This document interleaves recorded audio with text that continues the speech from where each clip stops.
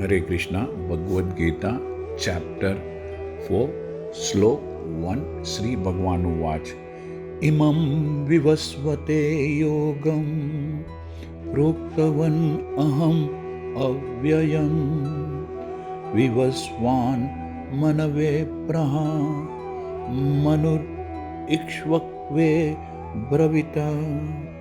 आज से भगवद गीता का चौथा अध्याय शुरू हो रहा है। इस अध्याय का नाम है दिव्य ज्ञान। इस श्लोक में श्री कृष्ण भगवान ने कहा कि मैंने इस अमर योग विद्या का उपदेश सूर्य देव अर्थात विवस्वान को दिया और विवस्वान ने मनुष्यों के पिता मनु को इस उपदेश को दिया और मनु ने फिर यह उपदेश इक्ष्वाकु को दिया। Lord Krishna says, I instructed this imperishable science of yoga to the sun god Vivaswan, and Vivaswan instructed it to Manu, the father of mankind, and Manu in turn instructed it to Ikshvaku. यहाँ पर भगवद गीता का इतिहास, the history of Bhagavad Gita बताई गई है। सर्वप्रथम श्री कृष्ण भगवान ने इस गीता के ज्ञान को सूर्य देव से कहा था।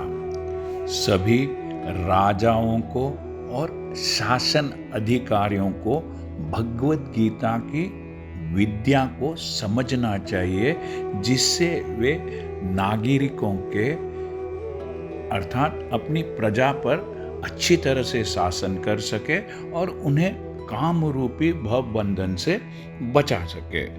This science is especially meant for the protection of the inhabitants, and therefore the king should understand it in order to be able to rule the citizens and protect them from the material bondage of lust.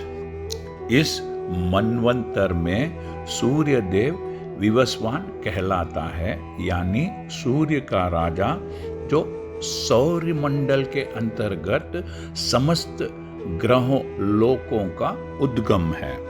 In this millennium, the sun god is known as Vivaswan, the king of the sun, which is the origin of all planets within the solar system. Brahma ji ने कहा है, मैं उन श्री भगवान गोविंद की पूजा करता हूँ जो आदि पुरुष है और जिनके आदेश से समस्त लोकों का राजा सूर्य प्रबुद्ध शक्ति तथा ऊष्मा धारण करता है। यह सूर्य भगवान के नेत्र तुल्य है और यह उनकी आज्ञानुसार अपनी कक्षा को तय करता रहता है। Lord Brahma says, let me worship the supreme personality of Godhead, Govinda, Krishna, who is the original person and under whose order the sun, which is the king of all planets, is assuming immense power and heat.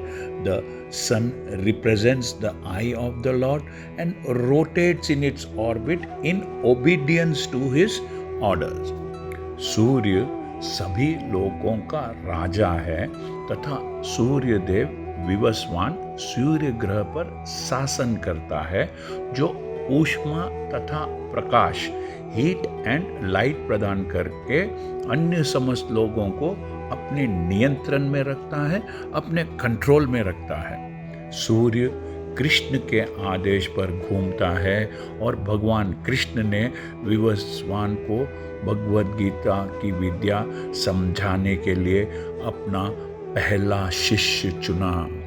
Sun is rotating under the order of Krishna, and Lord Krishna originally made Vivaswan his first disciple to understand the science of Bhagavad Gita.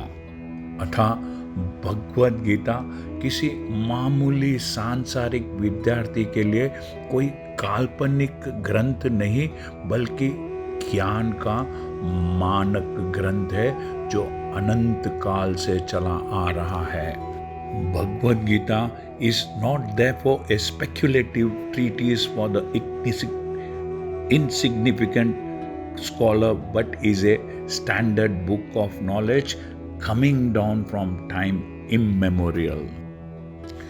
Treta युग के शुरुआत में विवस्वान अर्थात सूर्य देव ने परमेश्वर संबंधी इस विज्ञान का उपदेश मनु को दिया और मनुष्यों के जनक अर्थात मनुष्यों को जन्म देने वाले मनु ने इसे अपने पुत्र इक्ष्वाकु को दिया। इक्ष्वाकु इस पृथ्वी के शासक थे, रूलर थे और उस रघुकुल के पूर्वज थे, एंसेस्टर थे, जिसमें भगवान श्री राम ने अवतार लिया। इससे प्रमाणित होता है कि मानव समाज में महाराज इक्ष्वाकु के काल से ही भगवद गीता विद्यमान थी। In the beginning of the Treta yuga, this science of the relationship with the supreme was delivered by Vivaswan to Manu. Manu, being the father of mankind, gave it to his son Maharaj Ikshvaku, the king of this earth planet and forefather of the Raghu dynasty in which Lord Rama took birth. Therefore, Bhagavad Gita existed in the human society from the time of Maharaja Ikshvaku. इस समय कलयुग के केवल 5000 वर्ष व्यतीत होते हैं, जबकि इसकी पूर्ण अवधि 4,32,000 वर्ष है। At the present moment, we have just passed through 5,000 years of the Kali Yuga, which actually will last for 4,32,000 years. इससे पहले द्वापर युग जो कि 8 लाख वर्ष था, 8 लाख ईयर्स था, और इससे भी पहले त्रेता युग 12 लाख वर्ष था, 12 लाख ईयर्स था। इस प्रकार लगभग 20,05,000 वर्ष पूर्व, दैट इज 20,05,000 ईयर्स पहले मनु ने अपने शिष्य तथा पुत्र इक्ष्वाकु से, जो उस समय पृथ्वी के राजा थे, श्रीमद् भगवद गीता कही थी। वर्तमान मनु की आयु लगभग 30,53,000 वर्ष अनुमानित की जाती है।